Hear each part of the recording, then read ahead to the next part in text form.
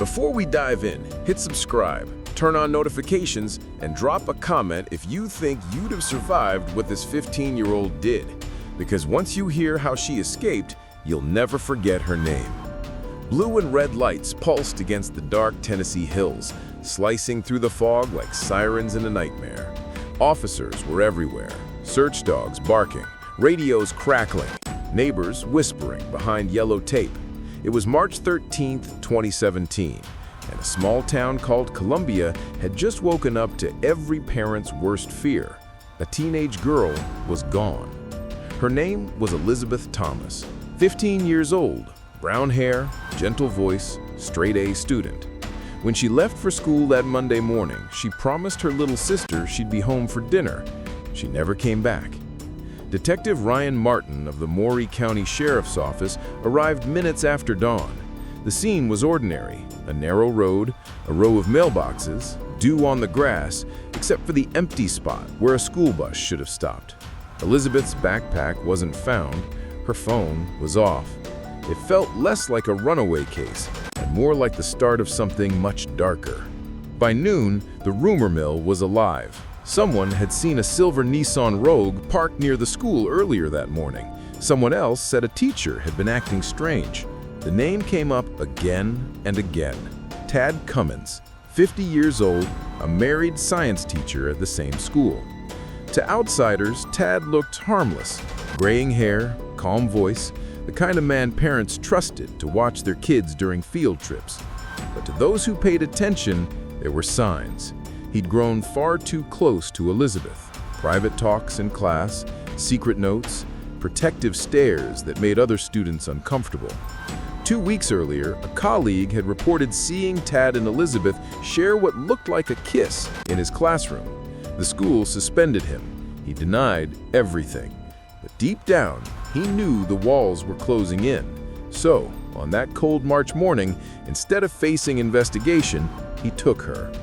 By the time police connected the dots, they were already gone. The silver SUV was missing, and so was every trace of them. News broke across the country within hours. Amber Alert, Elizabeth Thomas, age 15, believed abducted by former teacher Tad Cummins. Television anchors repeated the details in urgent tones. A nationwide manhunt began. Inside his car, Tad drove west with Elizabeth in the passenger seat. He told her they were starting a new life together, somewhere no one would judge them. He said the FBI wanted to tear them apart. Elizabeth listened, silent, trying not to cry. She realized then that the man she'd once thought was kind and caring was actually dangerous. As the miles rolled by, billboards flashed her photo, but she couldn't see them. Gas stations, diners, motels, everywhere they stopped, Tad made her call him Dad. He dyed his hair gray, shaved his beard, and used fake names. To anyone watching, they looked like father and daughter on a road trip. Detective Martin coordinated with the FBI. They traced every possible route, Tennessee to Alabama, maybe toward Texas. But there were no credit card charges, no phone pings, no surveillance matches. Cummins was an ex-teacher, but he'd done his research. He'd watched survival videos, studied remote highways, and withdrawn cash before disappearing.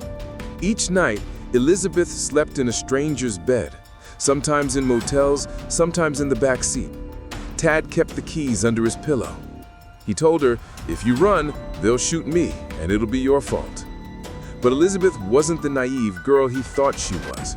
Every time they stopped, she memorized details, license plates, road signs, store names. She whispered them to herself, building a mental map home. Back in Tennessee, candlelight vigils filled church parking lots. Her mother, Kimberly Thomas, spoke through tears on television. "Elizabeth, if you can hear this, don't be afraid. We're coming for you." The case spread through social media like wildfire. The hashtag Find Elizabeth Thomas hashtag trended across the United States and Europe. People shared maps, theories, and sightings. One photo from a gas station in Oklahoma looked promising. A man matching Cummins' description buying snacks with a young girl beside him. Investigators raced there, but by the time they arrived, the pair were already hundreds of miles away. Every lead turned cold. Days turned into weeks. Some officers began to fear the worst, that they might never see Elizabeth alive again. But Detective Martin refused to close the file. He told reporters, "If he's breathing, we'll find them." Hundreds of miles away, in a small coastal town in Northern California, Cummins rented a cabin using a fake name. Surrounded by pine trees and steep cliffs, the place was nearly invisible from the road. It was the perfect hideout, or so he thought. Elizabeth helped him unpack, staying quiet, studying the terrain. She noticed the dirt road that led back to the highway, the way the mailbox leaned to the left, the smell of smoke from a nearby chimney. She was terrified, but her mind stayed sharp. At night, Tad talked about love and destiny. He told her that God had brought them together. But as he spoke, Elizabeth began to understand the truth. He wasn't in love. He was obsessed. He'd risked everything: his job, his marriage, his freedom, for control. Back in Tennessee, the FBI analyzed new data from highway cameras. One blurred frame showed a vehicle with a partial license plate that matched Cummins's car heading west toward California. The trail, once frozen, was heating up again. Detective Martin leaned over the evidence board, tracing the route with a marker. "He's heading for the coast," he said. "He thinks he can vanish." What he didn't know was that Cummins and Elizabeth were already living under new names in a cabin near a town called Cecilville, a place so small it barely appeared on the map. But fate was about to turn, because one afternoon, a stranger walked into a small gas station nearby. He mentioned to a friend that a man and a quiet teenage girl had rented a cabin down the road. "He says she's his daughter," the man said, "but something about them feels off." That night, the local sheriff received the tip. He forwarded it straight to the FBI. And when agents pulled up the address on their screen, every head in the room turned toward the monitor. The cabin matched one of the last GPS points they'd marked on the map. Detective Martin felt his pulse quicken. "He's heading for the coast," he said. "He thinks he can vanish." But when the agents surrounded that lonely cabin in the woods, what they found inside wasn't what anyone expected. The cabin sat deep in the California woods, isolated, hidden between cliffs and roaring rivers. For 38 long days, it was both prison and battleground for a 15-year-old girl named Elizabeth Thomas. Outside, the trees whispered secrets. Inside, she was trapped with a man who claimed he loved her. Tad Cummins thought he'd found the perfect place to disappear. He told Elizabeth the world had turned against them, that no one would ever understand their love. He burned their old clothes, smashed his phone, and used cash for everything. He even kept the windows covered and doors bolted from the inside. But every time he locked the door, Elizabeth noticed. Every time he spoke, she listened. Every lie became a clue. At first, she was too terrified to resist. He watched her constantly, when she ate, when she slept, when she stepped outside to breathe. He controlled every minute of her life. But with each passing day, she began to see cracks in his confidence. He wasn't the calm teacher anymore. He was paranoid, nervous, and desperate.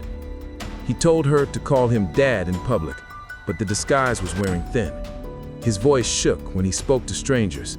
His hands trembled when he paid for groceries. Elizabeth realized something powerful. He was afraid. Back in Tennessee, the FBI and local authorities had turned the search into a national priority. Detective Ryan Martin hadn't slept properly in weeks.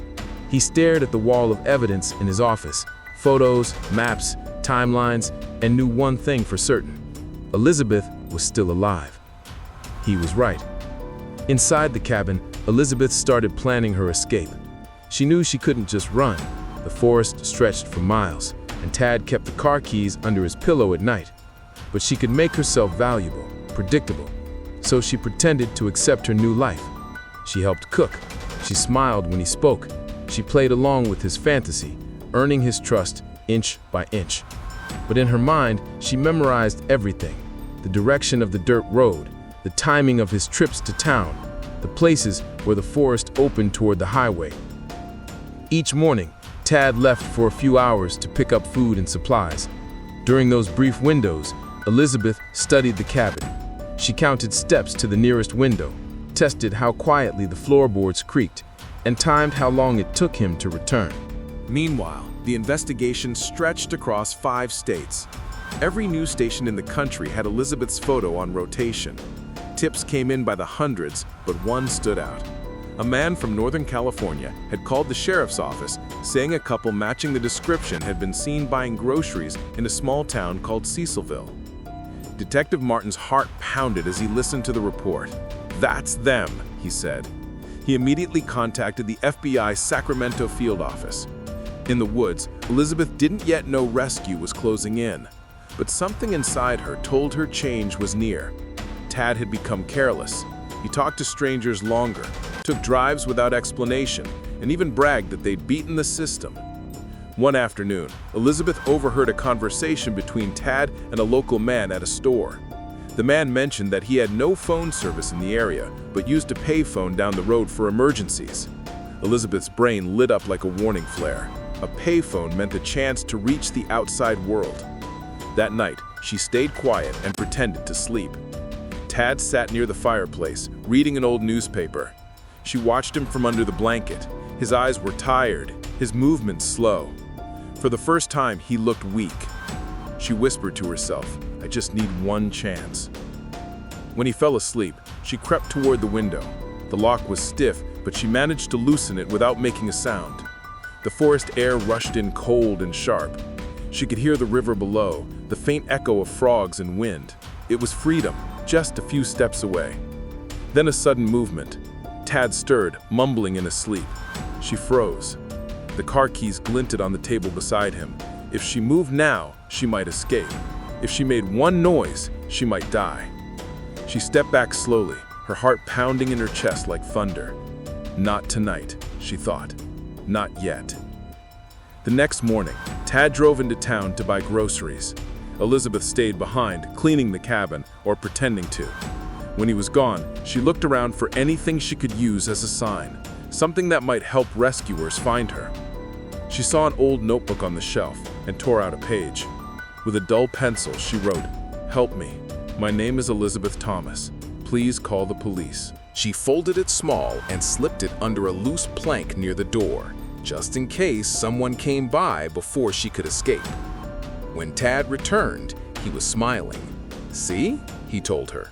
"No one's looking for us anymore." But he was wrong. Hundreds of miles away, agents were closing in. The tip from Cecilville had led to surveillance of nearby cabins.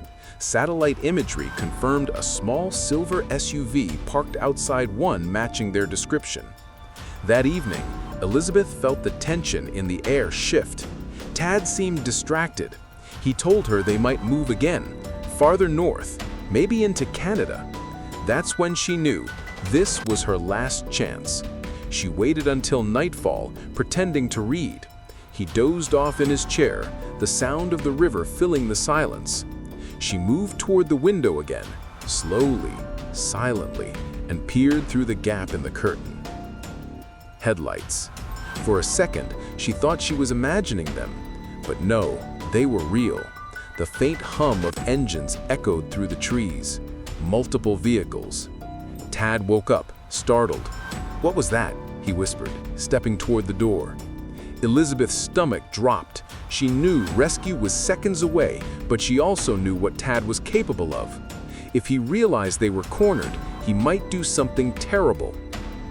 Outside, the crunch of boots on gravel, voices shouting commands, flashlights cutting through the dark.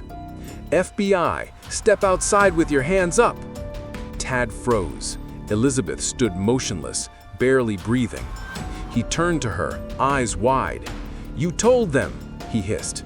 She didn't speak. "We are telling you one more time. Come out now!" For a moment, silence. Then he dropped his hands, whispering, "I just wanted to be loved." Agents burst through the door, guns drawn. Elizabeth flinched, then felt a hand on her shoulder, a voice saying, "You're safe now." Tears ran down her face as she stepped into the cold night air, wrapped in a blanket, lights flashing around her. After 38 days in captivity, Elizabeth Thomas was finally free. But as the agents led her away, one of them looked back at the cabin and saw something no one expected. Pinned on the wall, written in shaky handwriting, were the words, "We were meant to be together forever." But the investigation wasn't over, because what they found on Tad's computer back in Tennessee revealed something even darker. The morning after the rescue, the California woods were silent. The cabin stood still, a lonely, broken shell filled with the ghosts of what had happened inside. Investigators moved carefully through the rooms, collecting evidence, notebooks, burned IDs, fake documents, and a laptop still humming on the kitchen table. Outside, Elizabeth sat wrapped in a blanket, surrounded by FBI agents and paramedics. Her face was pale but calm. She hadn't spoken much, just answered questions softly. The sun cut through the mist, washing the forest in light. Her first sunrise as a free girl in 38 days. Detective Ryan Martin flew to California that afternoon. He'd spent over a month chasing a trail that seemed to vanish into thin air. Now, seeing Elizabeth alive felt surreal. When he approached her, she looked up with tired eyes. "You did everything right. You're safe now." But inside the cabin, agents were uncovering the kind of details that made even seasoned investigators go quiet. Tad Cummins had prepared for this abduction meticulously. He'd searched for how to avoid police detection, off-the-grid living, and missing person investigations. He'd even downloaded manuals about brainwashing and psychological dependency. The more they uncovered, the clearer it became. This wasn't a man who lost control. This was a man who planned every step. On his computer were hundreds of journal entries, written like love letters, but filled with control, fear, and guilt. One file was titled, "Our Forever Plan." Inside, he had written a list. Leave Tennessee undetected, change appearance, reach remote area, make her believe it's destiny, never go back. It wasn't love, it was obsession, the kind that corrodes logic and feeds on power. When agents asked Elizabeth if she knew about the notes, she nodded slowly. He talked about forever, but forever felt like prison.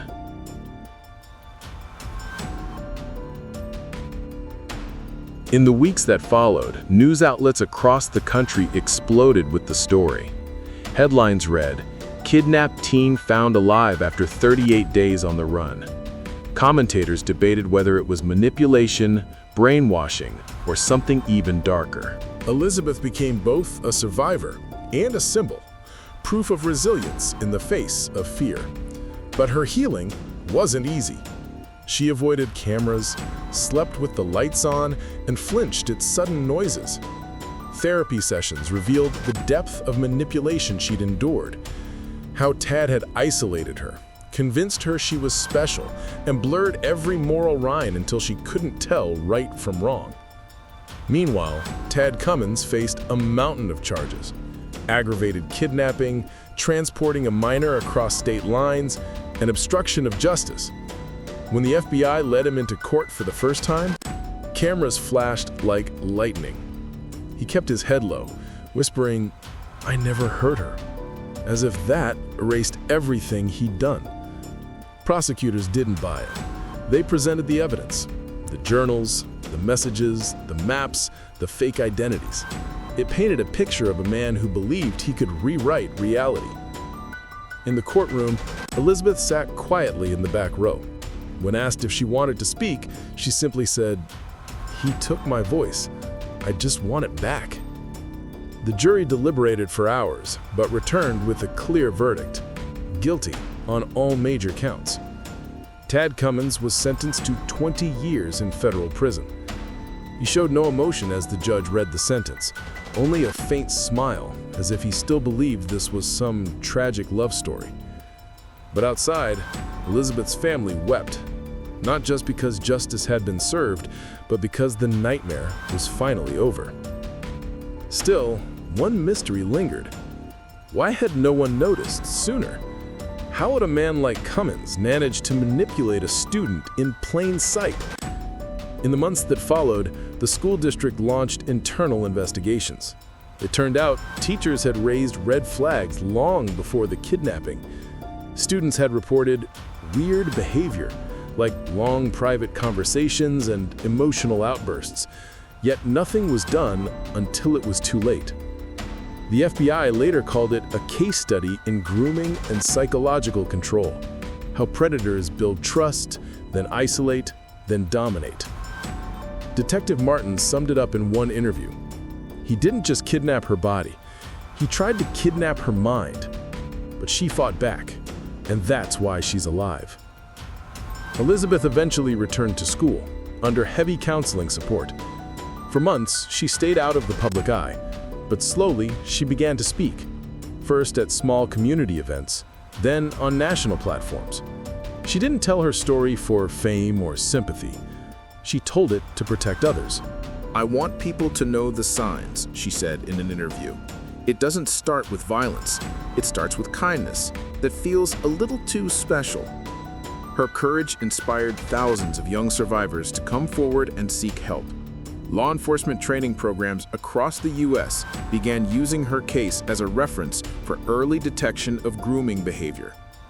Years later, Elizabeth Thomas rebuilt her life quietly. She avoided social media, moved to a new town, and began studying psychology, determined to understand the kind of manipulation she once survived. When asked if she forgave Tad Cummins, she paused. "Forgiveness isn't for him," she said. "It's for me, so I can live free."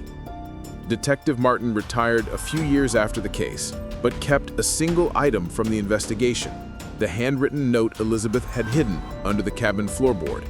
The one that said, "Help me. My name is Elizabeth Thomas. Please call the police." He framed it in his office as a reminder that even in darkness, there's always a spark of hope, if you know where to look. The story of the 15-year-old who outsmarted her kidnappers isn't just about escape. It's about strength, awareness, and the will to survive when everything seems impossible. Elizabeth Thomas turned her trauma into her testimony, proof that even the most dangerous predators can be stopped when one brave voice refuses to stay silent. If this story moved you, don't forget to subscribe, because more real U.S. crime stories like this one are coming soon. And remember, awareness saves lives.